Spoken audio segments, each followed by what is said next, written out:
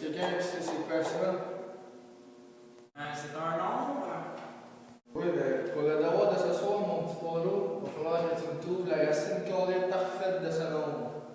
Mais de quelle façon, monsieur?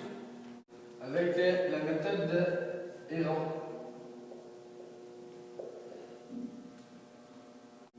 C'est sur ça qu'on va faire les notes de cours demain. Ouais, faut que j'appelle Jasmin, je vais savoir ça, lui.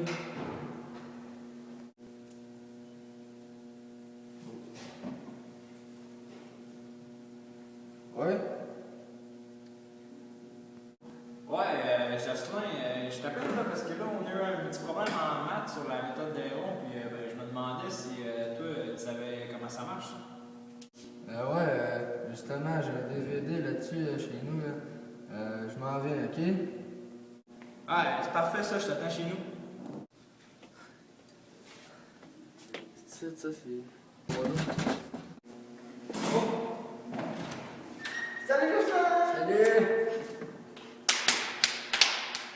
Ouais! Bon, ben, c'est quoi ton problème? Ouais, mais là, on a un nombre. Là, il faut trouver la racine carrée exacte à l'aide de la méthode d'Héron, mais j'ai aucune idée c'est quoi. Ah, ben là, ça, c'est pas vraiment dur, là, mon Paulo. Tu me permets-tu de. Ouais, vas-y, Bon, ben là, on va aller sur Internet. Tu vas voir, mon Paulo, c'est un site bien connu. c'est quoi ça, c'est là? Regarde, les ratiens et les sites. YouTube. Ah, tu vois que quelqu'un a déjà utilisé ça. J'ai jamais.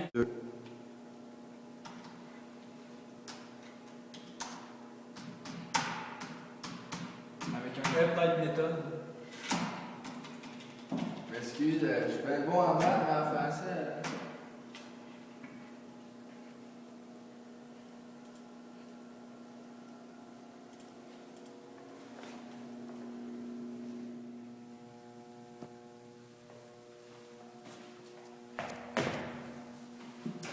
Bonjour! Aujourd'hui, nous allons vous présenter la méthode de Héron que nous avons démontrée juste ici. Mais premièrement, oui, nous avons un exemple ici, un exemple ici, et nous avons un deuxième exemple ici, qu'on va vous expliquer dans pas très longtemps. Mais premièrement, mon compagnon Léopold va vous expliquer c'est qui ça, Héron d'Alexandrie. Bon, ben, vite fait, pour pas trop perdre de temps sur ça. Héron, on peut pas. On sait pas vraiment dans quelle année il est né, ni quelle année il est mort, mais on sait qu'il était en vie, il a vécu au cours du 1er siècle, après Jésus-Christ. Lui, c'était un ingénieur, il était aussi un mécanicien, puis aussi c'était un mathématicien grec. Lui, dans le fond, il a fait plusieurs formules mathématiques avec l'art des triangles, pour trouver l'art des triangles avec les angles, puis des petites choses comme ça. Il a aussi fait la méthode d'Héron, bien sûr. La méthode d'Héron qui est inventée pour trouver la racine carrée entière, donc une racine carrée précise. Et pour ce, premièrement, il faut avoir un chiffre dont la racine, il faut un chiffre à virgule avec 6 chiffres après la virgule.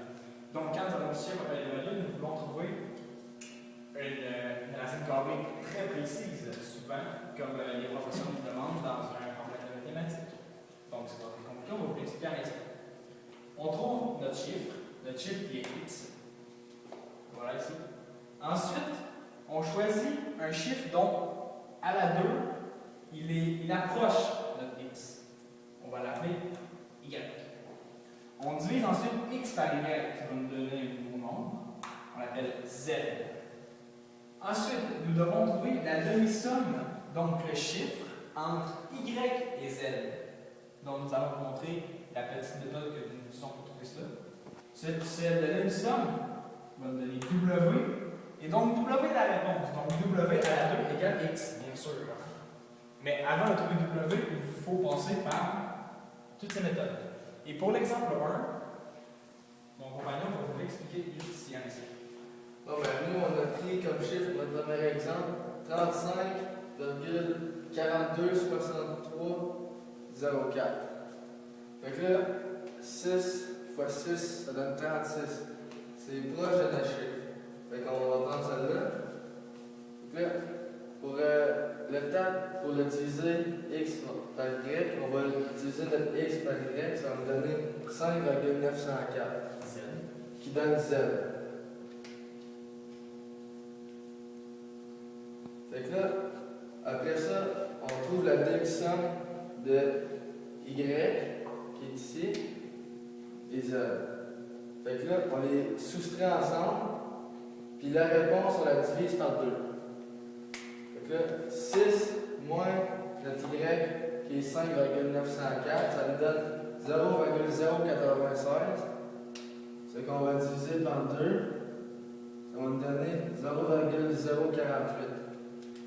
Là, pour trouver la demi-somme de notre réponse, qui va être notre W, on fait le Y plus le Z. Ça va nous donner notre W. Le 5,904 plus 0,048, ça nous donne notre Y qu'on va mettre au carré pour trouver notre X. Ici, c'est le W. Ouais, notre W, c'est ça. Bon, ensuite, pour l'exemple 2, juste ici, nous avons notre chiffre 15,625563, qui est x. Ensuite, nous avons choisi un chiffre dont à la 2, il est proche de 15, 4, qui va donner 16 à la 2. C'est notre y. On les divise ensemble. Ça nous donne notre z. On va trouver indiqué. Ça nous donne notre z. Ensuite, on veut avoir la demi-somme de y et z. On utilise encore la même technique. On les soustrait, donne un chiffre qu'on divise par 2. Ce chiffre, on l'additionne avec notre z et ça nous donne notre w, la demi-somme. Ici, on a notre w. Z plus. Ouais, ici, on a notre w. Là, on a notre w. Puis là, on arrive, on le fait à la route. Mais oups, les réponses ne coordonnent pas avec le x. La réponse ne coordonne pas avec le x. Mais c'est normal, puisque la méthode d'Héron ne marche pas toujours, ne marche pas à tout coup. Vous voyez? Non, ça ne fonctionne pas. Non! Donc, ce que nous pouvons en tirer, c'est que la méthode d'Héron est une très bonne méthode, puisqu'elle peut donner des réponses très exactes, avec une formule que maîtrisée, elle se fait très bien. Mais c'est une méthode qui ne marche pas toujours. Je voudrais préciser. Donc, c'est ce que vous devez retenir. Je voudrais préciser qu'on n'a pas utilisé de calculatrice pour trouver notre W, nos réponses. Ça se fait bien. Puis moi, je pense que quand tu l'as bien compris, ça se fait rapidement. Ouais, donc c'est cela. Merci d'avoir écouté cette vidéo.